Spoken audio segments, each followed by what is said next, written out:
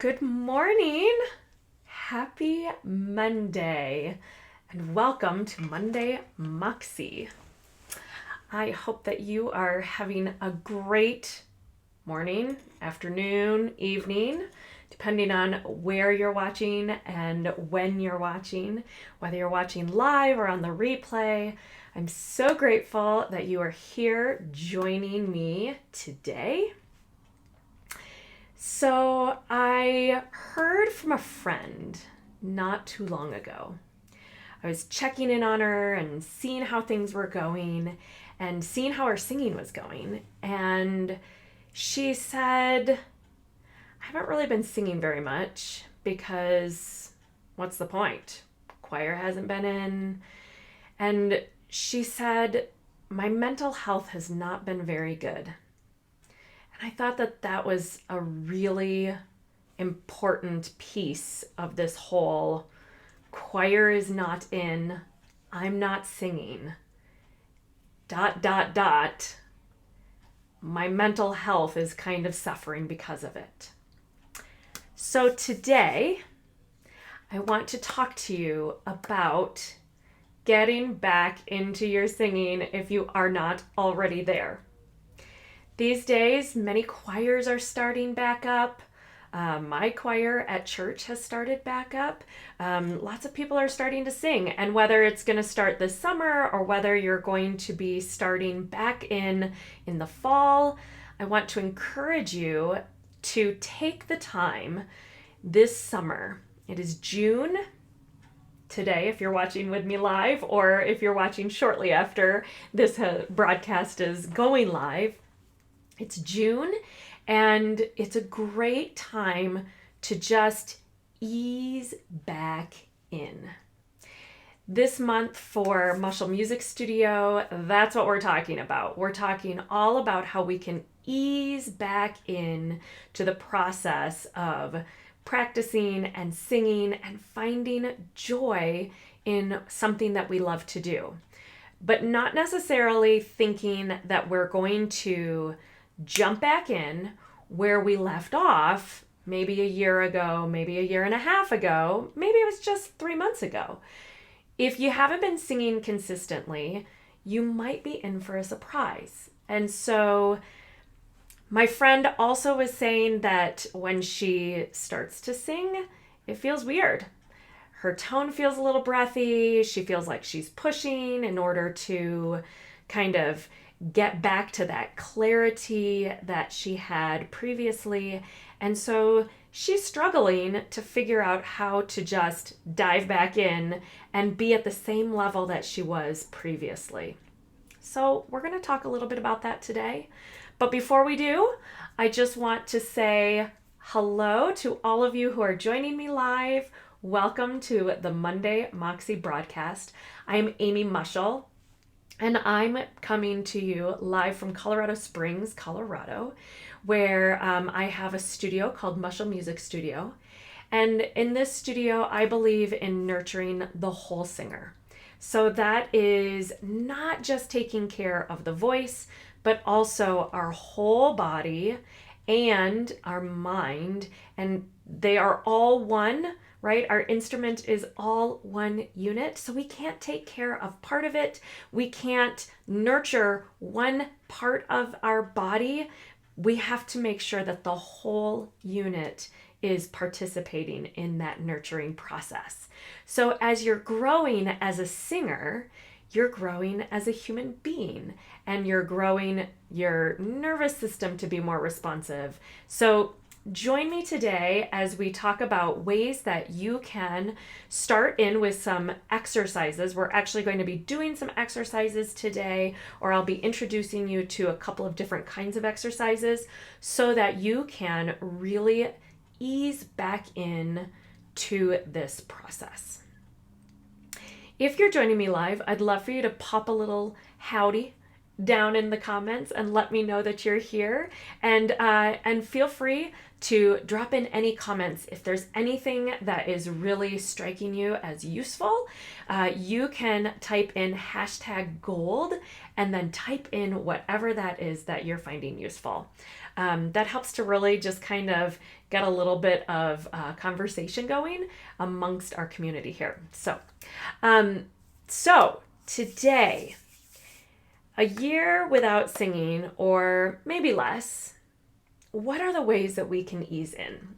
I'm going to give you 3 things that you can do to start to get your voice back in shape.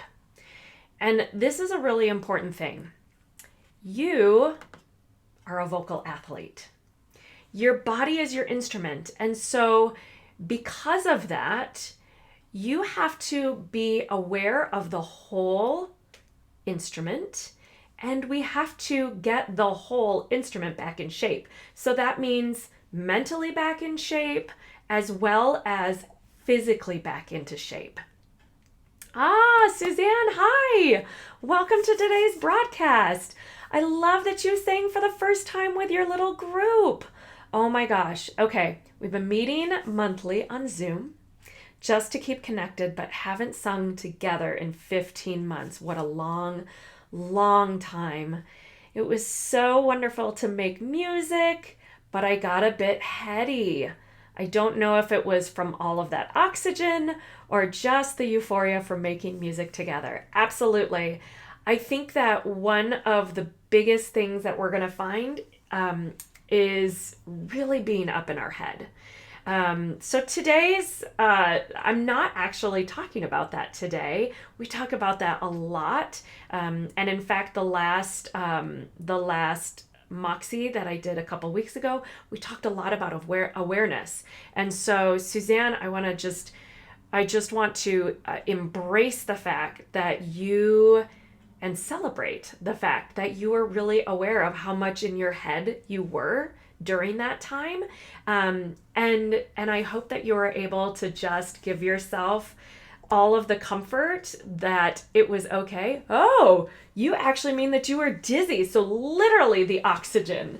Oh my gosh. Well, that is fascinating. And these exercises then actually may help you. So cool. All right, let's dive on in. So a couple of the things that you can do as a vocal athlete. I want to talk to you just briefly about this idea of being a vocal athlete. We oftentimes think of ourselves really as, I'm a singer, and so it should either be easy or else I should just be able to do it, especially if we buy into the idea of talent, that if I'm talented, then that means that I should just be able to do it and it should just be easy.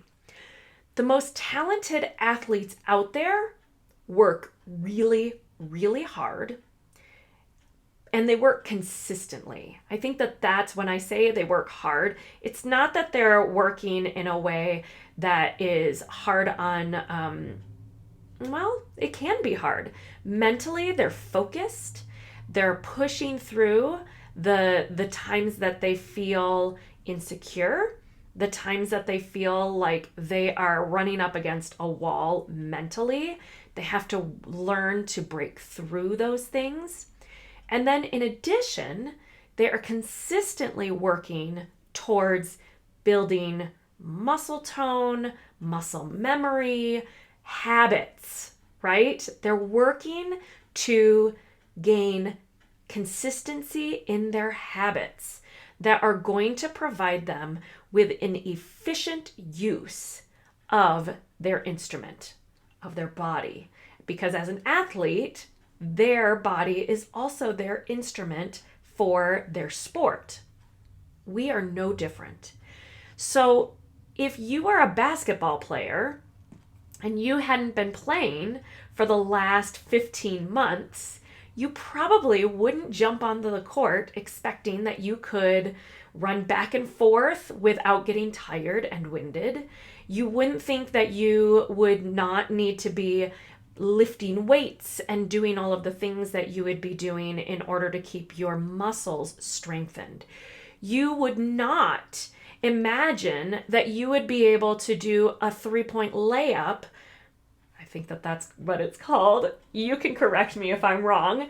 You wouldn't expect that you'd be able to do that if you hadn't been practicing whether it was in the gym, at home, whatever, if you haven't been shooting over the last 15 months, your shooting game's probably going to go down.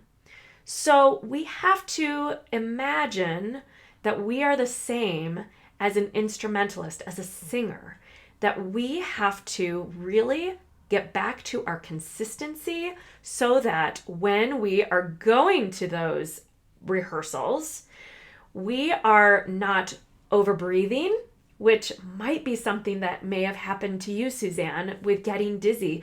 You may have been actually over breathing and over oxygenating, which could have caused you to get dizzy. And that would be simply from the excitement of being there and singing with friends. It could also be, depending on if you were singing with a mask or without a mask, you could have been over breathing. You could have been almost hyperventilating because of not singing together in a long time. Also, when you're really excited and you have that adrenaline pumping through you, oftentimes that can cause us to start over breathing, which could also lead to that heady, dizzy feeling. So be conscious of that, and be conscious of how you are using your breath, and allow yourself to give yourself a little bit of space, a little bit of time to remind yourself that even though you're singing with other people, you are surrounded by oxygen. It is surrounding you, and you are simply inhaling and exhaling out all of that oxygen that you're surrounded by, and that there's plenty of it for you. After not singing with other people, it can feel a little bit like a little panicky sometimes too for that nervous system as we're doing something that we haven't done in a long time. So yeah, mindfulness, right? Definitely needing that for our vocal athletes. So let's talk about 3 exercises to get you started in easing back into your practice and consistency for your singing. The first thing that I'm going to actually recommend that you do is that you find some speak singing exercises. Speak singing is a term that is used oftentimes in pop music and in musical theater, especially for contemporary musical theater. It is the idea that we are using the range where we speak, and that we're using some of our speech habits and which tend to be relatively efficient. Now, some of us have some bad habits around singing, so you need to know if that is going to be something that you're going to bring into your singing or not. It would be something that if you've not played with, it would be a great thing for you to start exploring, just to see when you use this idea, is it useful? So for instance, I'm going to come away from my microphone just a little bit so I don't blow it out. But for instance, if you go, "Hey guys," when you do that, and I'm going to give you a couple seconds, just go, "Hey guys," as though you're yelling across a field. Now, when you do that, you can notice how is your body producing that sound, and how is it different than if you were singing. "Hey guys, hey guys." I'm using the exact same pitch. "Hey guys, hey guys." But one is speech-like, and the other is more of a traditional sung tone. And you could tell that there was a different quality. There was a different registration. There was a difference in how I was using my breath. There was a difference in how I was using my whole body in order to produce that. I use these in particular in order for people to connect to that registration that we typically use in our speech. Sometimes people call it mode 1. Sometimes people call it chest voice. Sometimes people just call it the lower registration. And that lower registration, or I'm going to use mode 1, or let's use speaking tone or speech tone. That speech tone, oftentimes in singing, we relate it to our belting.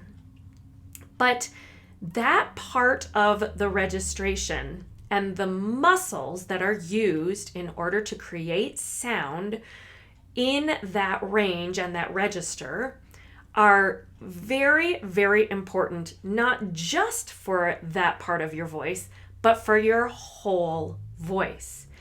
Because the muscles that actually create that range and that registration sound are also used in conjunction with other muscles as we get higher. So the first thing that you can do, because let's be honest, the one thing that we probably have been doing is we've probably been talking over the last year. So let's use that part where we've been exercising. We are comfortable and confident in that part of our voice.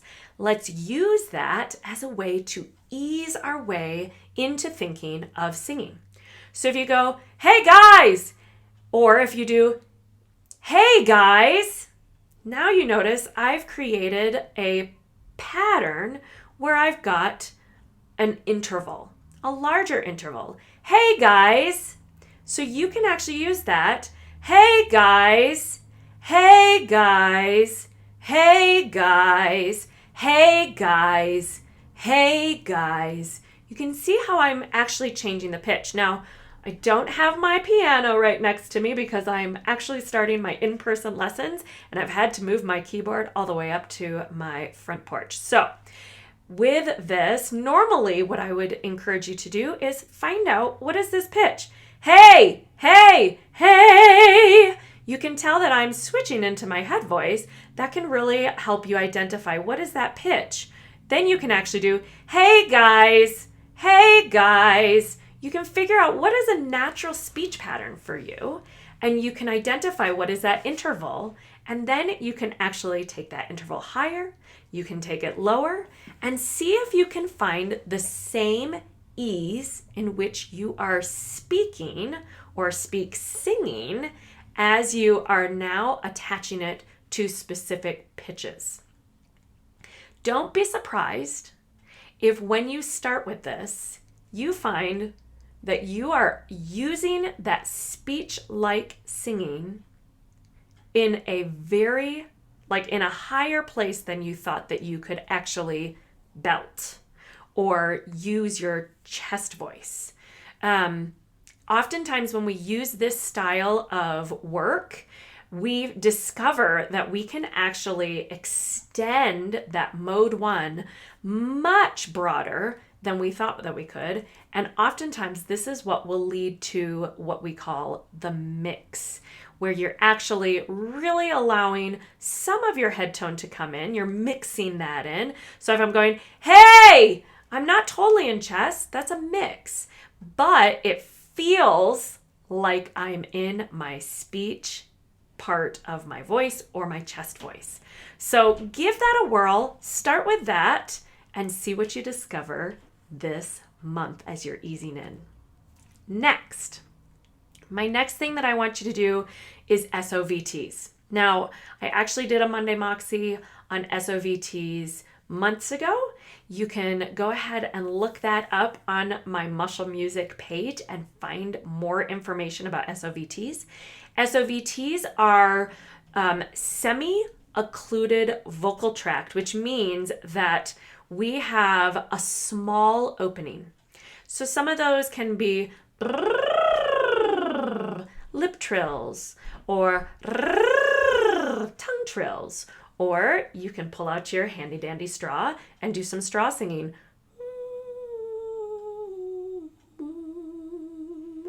Sorry, I haven't warmed up today, but you get the idea. These are really, really good if you have a tendency to be pushing because you've got a little breathiness, or because you might be actually using too much air. A straw can really help you to back off on the amount of airflow you are pushing out and it can help you to moderate that so that you are not forcing too much air and breath through the vocal tract. Can be really useful if you're getting tired very easily. And another thing that you can do are sirens. Ooh! Notice I didn't ooh! Now you can do that, but that's not technically a semi-occluded vocal tract because now I have my big, wide mouth open. So we're going to talk about SOVTs really being able to bring you into a little more of a management, but you have to have continuous airflow in the breath work that you're doing when you're doing SOVTs. So these can be really, really useful. If you want more information about SOVTs, again, there was a specific Monday Moxie that I did on SOVTs, and you can also look them up on YouTube. There are tons and tons of exercises out there available for you around these. The most important thing is that we're not trying to go back to making our big full, especially if you're an operatic singer and you haven't been singing in the last 15 months, you are not going to be able to sing with that exact same voice that you had been creating 15 months ago. Ease back in, start slowly, get all of the muscles coordinating in an efficient way before you try to sing full out, big, full rep. Okay? And I want to take a moment just to say hi. If you're watching me and joining me live for this Monday Moxie broadcast, welcome. I'm Amy Mushel, and I'm so glad that you're here. I'd love for you to pop a little note into the comments. And if you're watching it on replay, type in #replay. Let me know that you're watching this replay, and let me know how you are easing in to your singing this summer, and what are the strategies that you're using, and what are the strategies that you're finding to be the most useful. And hopefully you'll find some usefulness here in today's broadcast. What we're talking about are ways to get your voice back in shape because you are a vocal athlete. And because you're a vocal athlete, you need to ease your way back into getting your whole body in shape. That includes your mind as well as your whole body, not just what's found here in your larynx, but the whole instrument. So those 3 exercises that you can use to get started, we've already talked about 2 of them. Let's review them really quickly before we get to our third. The first one is speak singing. This is really, really important for exercising the range that we use most often and we potentially have the most habits around because this is the part of our voice that we tend to use when we're speaking. So start in this range. You already have been exercising that, whether you've been singing, you've certainly been speaking over the last year. So start with that. Discover what habits may be helping you and what habits might be hindering you, okay? Especially because this is the foundation for your whole voice, for your whole range. So if this is a part of your range that you tend to not exercise and you only tend to be using what is often referred to as head tone, make sure that you are giving this part of your voice and this part of your range some love because this is the foundation for your head tone as well. You cannot have head tone that is clear and free of excess tension without having this part of your voice being well exercised. The second exercise that I brought up today were SOVTs, semi-occluded vocal tract exercises. These things include straw singing. They include lip trills and tongue trills. They are fantastic for keeping you warmed up through the day, and they're very good exercises to ensure that you are not overusing your air, or that you're not underusing your air, so that consistent airflow is being used, and so that you can discover if there are certain places where you tend to push, or if you tend to get certain kinds of tension that come in that don't allow you to have a clean transition from your lower register into your higher register as you're using these exercises. Finally, the last exercise that I want to encourage you to use as you are getting your voice back in shape and thinking about how you can, this is like bar exercises for ballerinas. If you're not back at the bar, your body is not going to be able to do all of the things that you want it to do when you get into ballet class and you're starting your dances. You've got to get back to the basics. So the last thing that I wanted to bring up for you and to encourage you to do is to connect your upper range to the lower range. So what does that mean? What that means is that we're going to be starting in our upper range, sometimes referred to as falsetto, sometimes referred to as head tone, or sometimes it's simply referred to as mode 2, because this is where we're talking about coordinating the muscles that bring the vocal folds together, as well as the muscles that stretch the vocal folds. And we have to bring all of that coordination together in that upper range and connect it then to the lower range. So some of the exercises that I would encourage you to do are doing slides that start in the upper range and bring you down to the lower range. So just doing something like ooh, ooh. Or you could even switch the vowel. Sometimes when we switch the vowel, ooh, it tends to be a really fantastic vowel to get the vocal folds to come together in that upper range. When you come down into mode 1, where the vocal folds are a little fatter, they need a little bit more tension to bring them together, an ah can be very, very useful. I want to encourage you to make sure that you're singing an ah vowel and not an o vowel. O just tends to make you kind of press down.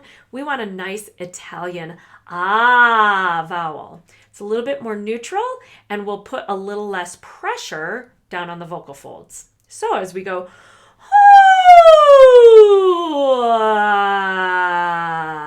you can even go to an ah vowel, which is even more neutral and really gets the tongue out of the way.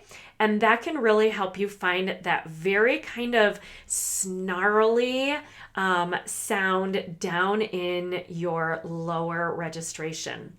So let's go ahead and do that one more time.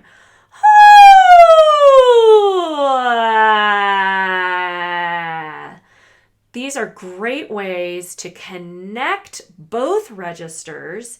We want them to feel like you can ease through that mid-range where you're not having a real shift, you're not having a real break, or any kind of grabbing in the musculature. If that's happening, I want to encourage you to just kind of back off and try not to muscle through that area, but rather, again, just find your way easing through that range, because that is going to allow the muscles to coordinate with more ease, as opposed to you trying to force something to happen, which oftentimes will create that hard shift. Another thing that you can do is you can also kind of start at the bottom. Ya, ya, ya, ya, ya, boo! Ya, ya, ya, ya, ya, boo! And then you can go back down. Ya, ya, ya, ya, ya, boo!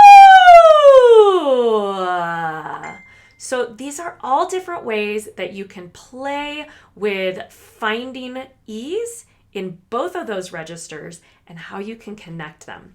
You can do scales, you can do arpeggios. There's lots of different things that you can do in order to connect them. I would love to hear from you. What kinds of exercises are you thinking of, and what kinds of exercises are you going to explore during this next week or two? What are you going to explore? And I'd love for you to come back and let me know, like check in and let me know, what are you discovering about your voice as you're playing with some of these ideas? Are you finding that by giving yourself a little less pressure, that some of those bumps in the vocal tract are going away? Are you still struggling with those things? And how can you give yourself the time as well as the permission to work through those noticings? Because sometimes when we have those noticings, we can get all up in our head, not heady dizzy, but we can get all up in our head thinking, I should be able to do this. I could do this with ease last year. Why can't I do it? Well, this is where we need to give ourselves a little bit of time and a little bit of space to give our body the time to relearn how to do all of this and to re-coordinate. So that is the end of Monday Moxie today. I hope that you have found it to be useful. If you are interested in getting more help and more ideas, feel free to just type in more down below, and I can give you ways that you can find more tools right here at Muscle Music Studio. In the meantime, I hope that you stay curious and you are mindful in your singing, and get out there, vocal athletes, and get back in shape. Suzanne, thank you for your comment. I hope to do these and the ones from your previous training. Awesome. I hope that you can find a little time in your schedule. I know schedules are going to start easing up for all of us, and hopefully we can all get back in and make a little bit of time for our own exploration and getting ourselves back in shape so that we can really feel good about our singing and feel confident as we move forward back into our groups, back into rehearsals, back into performing. And in the meantime, I hope that you will join me in a couple more weeks for another Monday Moxie. I'll see you then. Bye-bye.